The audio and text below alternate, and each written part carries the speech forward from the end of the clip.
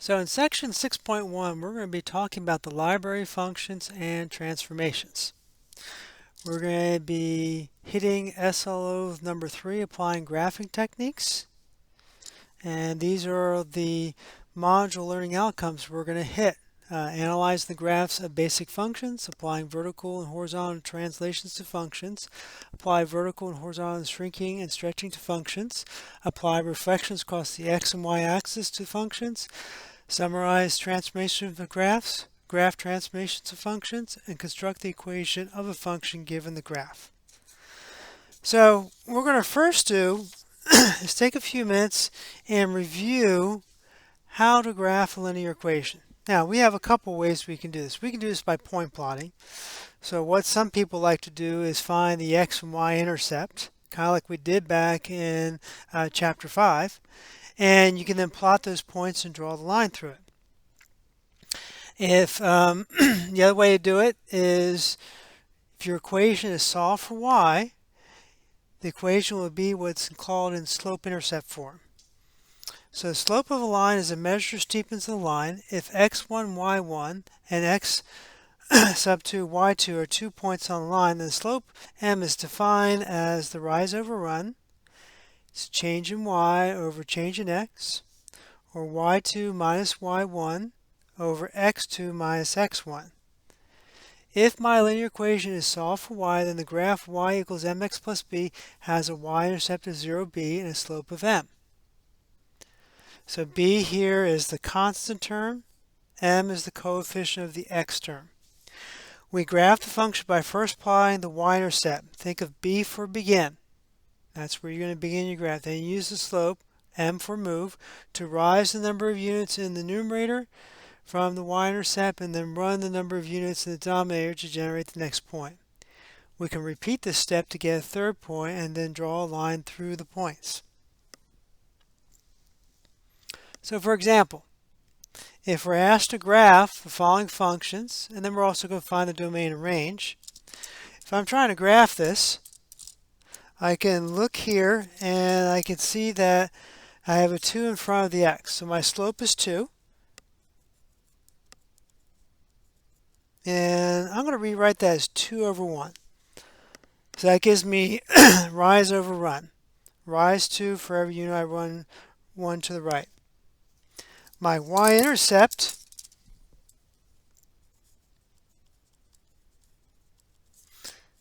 that's going to be negative 1, so it'd be 0, comma, negative 1. So what I would do here is I would first plot 0, negative 1. And then from that point, I'm going to go ahead and I'm going to go up 2 and then over 1. That gives me a second point on the graph. In fact, if I plug in x equals 1 here, 2 times 1 is 2, minus 1 is 1. That's the y value here. To get another point, I can go from this point, I can go up 2 again and over 1. So notice I plug in x equals 2. 2 times 2 is 4. Minus 1 gives me y equals 3. And then I get a ruler or some kind of straight edge. And I'm just going to go ahead and connect the dots.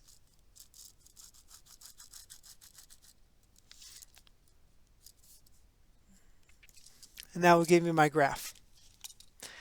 Now again, you could also do this by finding the x and y intercepts or just by plotting 2 or 3 points and then drawing the line through those points. Now we notice that this extends on forever, so if I squish this down, that is going to land up on the entire x-axis, so my domain is going to be all real numbers. Likewise, if I squish it this way, this is going to line up on the y-axis, so my range will also be all real numbers.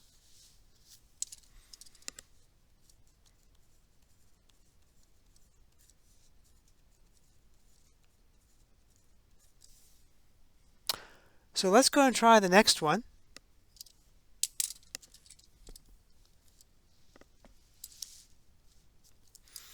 If you have f of x equals a negative 2/3 x plus 4.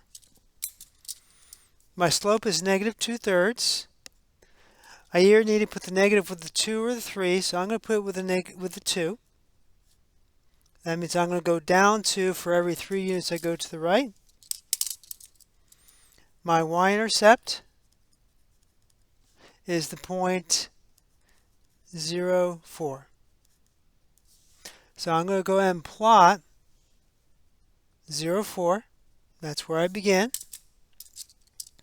My slope is a negative 2 over 3, so I'm going to drop down 2 and then run 3. Drop down 2 and run 3. And that gives me my additional points. I'm going to go ahead and draw a line through those 3 points.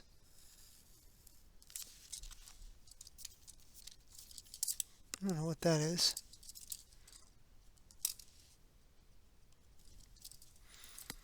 So that would be my line.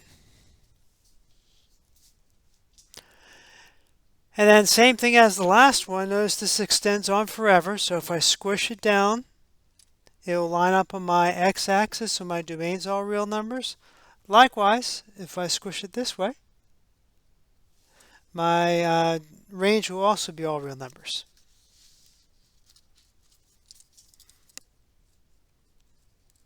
So we're going to put negative infinity and positive infinity for both.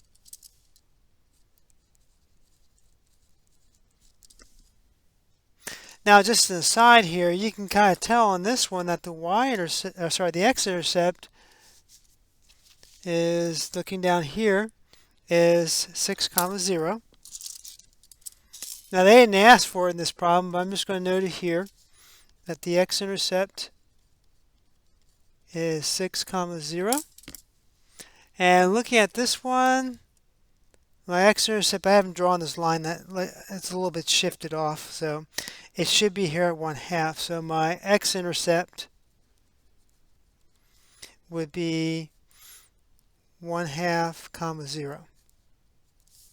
So that's the other way I could have done it. I could have found the intercepts. If I let x equal 0, y would be negative 1. I could have plotted that point. And then if I let y be 0, I have a negative 2x minus 1 equals 0. I could solve that for x, and that would give me 1/2. And I could have plotted those points and drawn the line that way. So that's another way you could draw these lines. Now, well, you'll notice here that so long as my domain here is so long as my slope here is a number, aside from 0 or being undefined, the domain and range for a linear equation is going to be all real numbers. We have two special cases when we're working with horizontal and vertical lines. So if an equation is the form y equals f of x equals a constant, the graph is a horizontal line. The slope of the line is 0, and this is called a constant function.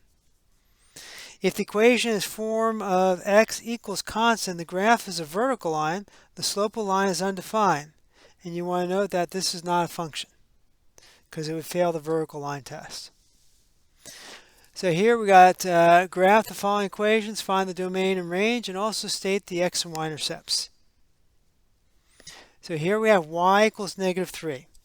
And with y equals negative 3, that is a constant function. It's going to be, as by our definition, that's going to be a horizontal line. So all I do down here is I go down to y equals negative 3 and draw a horizontal line through y equals negative 3. Now, my domain here is still going to be all real numbers.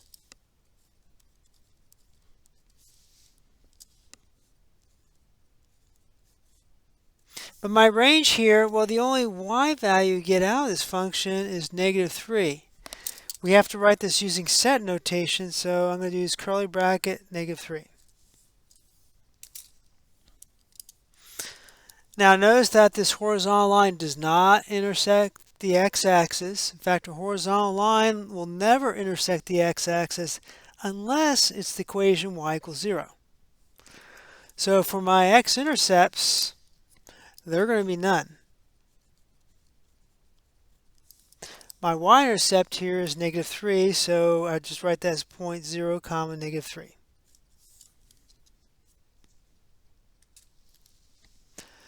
Now let's draw this one up here. We have x equals 2, so that's a vertical line. That's going to go through x equals 2, so I just draw my vertical line going through x equals 2. Now the script's flipped on this one. My domain here is just a single value 2.